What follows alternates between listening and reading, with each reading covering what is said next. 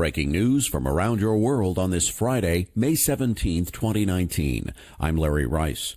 Iranian Foreign Minister Mohammad Javad Zarif said Friday that China, Russia, and other countries must take concrete action to save the 2015 nuclear agreement without the United States in the deal.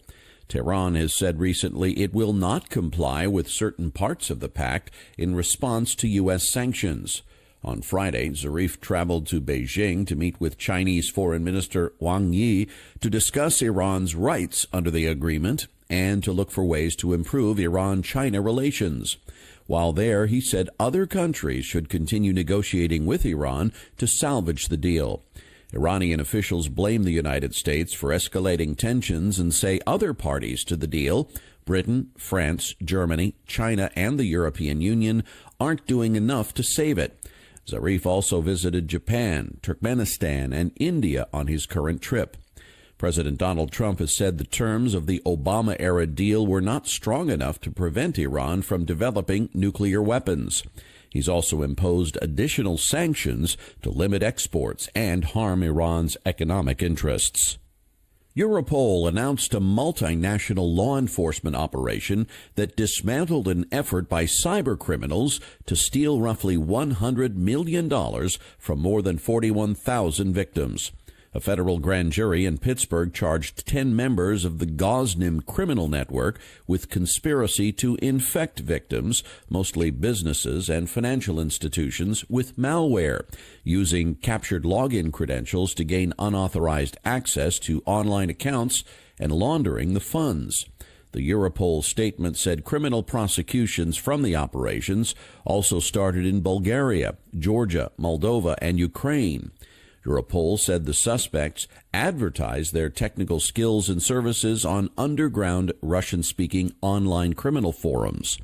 Gosnell Network was formed with people recruited from the online forums that the network's leader controlled via computers infected with the malware. The leader and his technical assistant are being prosecuted in Georgia, the former Soviet state that declared independence in 1991. Another gang member was arrested in Bulgaria and extradited to the United States. Another is being prosecuted in Moldova.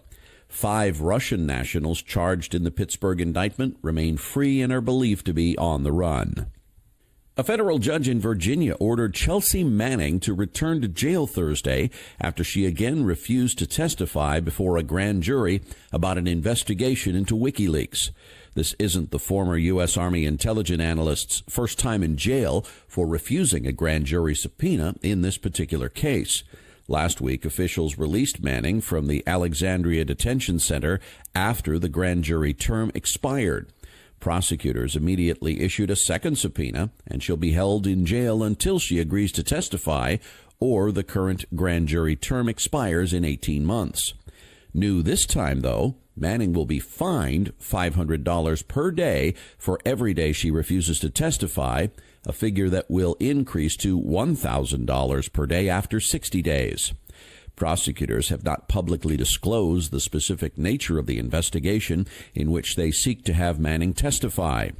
NBC News and ABC News reported the probe is likely related to charges filed against WikiLeaks founder Julian Assange, who was arrested last month at the Ecuadorian embassy in London. He faces computer hacking charges in the United States. In 2013, Manning was imprisoned for 35 years for leaking classified government documents to WikiLeaks in 2010. President Barack Obama commuted her sentence shortly before he left office in 2017. Lawmakers in Taiwan on Friday approved a bill making the self-ruled island the first place in Asia to pass legislation legalizing same-sex marriage. The vote came after Taiwan's Constitutional Court ruled in May 2017 that a law defining marriage as the union of a man and woman was unconstitutional. The judges called for changing the law within 2 years. Taiwan has a large gay community, but the subject of same-sex marriage remains controversial. In a November referendum, 67% of voters rejected same-sex marriage. Conservative groups in recent months campaigned for a law that would have drawn a line between heterosexual and same-sex unions. The successful bill had the backing of LGBTQ groups. It included limited adoption rights. The child must be related to one of the spouses. Australia passed laws allowing same-sex marriage in 2017, sparking rainbow celebrations, but Hong Kong and neighboring China, which regards Taiwan as a wayward province to be brought back into the fold, do not recognize such unions. The South Korean government has decided to send $8 million in humanitarian aid to North Korea, days after Pyongyang claimed the North is experiencing extreme drought. The aid will not be delivered directly, but will be channeled to various United Nations agencies, including the World Food Program and UNICEF. The funds will go toward providing nutrition for North Korean children and pregnant women. Seoul said the decision was arrived at after accounting for public opinion in the South in response to North Korean statements of a pending food crisis. In addition to supporting international humanitarian efforts, South Korea's Unification Ministry said it will review possibilities of direct aid to the North. South Korea previously pledged $8 million in humanitarian assistance in September of 2017, but the aid was never delivered amid record-high tensions on the Korean peninsula. South Korea is not the only country stepping up to assist North Korea with food aid. Quoting Russian embassy officials, TASS news agency reported this week Russia supplied Pyongyang with 2,298 tons of wheat flour back in April. A Cuban investigation into the crash a year ago in Havana of a Boeing 737 jetliner that killed all but one of the 113 people on board suggests the most probable cause was error by the crew, which died in the crash. The 39-year-old plane, leased by Cuba's flagship carrier Cubana, dived into fields south of Havana shortly after takeoff on a domestic flight May 18, 2018, bursting into flames. The Cuban Institute of Civil Aeronautics said in a statement, "The most probable cause of the accident were the actions of the crew and their errors in the calculations of weight and balance that led to loss of control of the plane and its fall during the takeoff phase." The crew, which was included in the lease agreement with Cubana, was Mexican. Most of the passengers on the flight to the eastern city of Holguin were Cuban. The plane's black boxes retrieved from the wreckage showed the crew had piloted the aircraft at a very steep angle, leading to a lack of lift that made the plane plunge after takeoff. Boeing announced Thursday that it has completed a software update for its 737 MAX planes, which have been grounded globally after a pair of deadly crashes. The U.S. aircraft manufacturer said it finished the update to the aircraft's Maneuvering Characteristics Augmentation System, or MCAS, which played a role in both crashes, in addition to conducting simulator testing and an engineering test flight. Boeing added that it has flown the 737 MAX with the updated software for more than 360 hours on 207 flights. On Wednesday, the House Committee on Transportation and Infrastructure questioned Federal Aviation Administration Chief Don Elwell and National Transportation Safety Board Chairman Robert Zumwalt about the planes after airlines throughout the world grounded the 737 MAX in the wake of two crashes that killed nearly 350 people in Indonesia and Ethiopia. During the hearing, Elwell confirmed that the FAA participated in test flights of the MCAS system.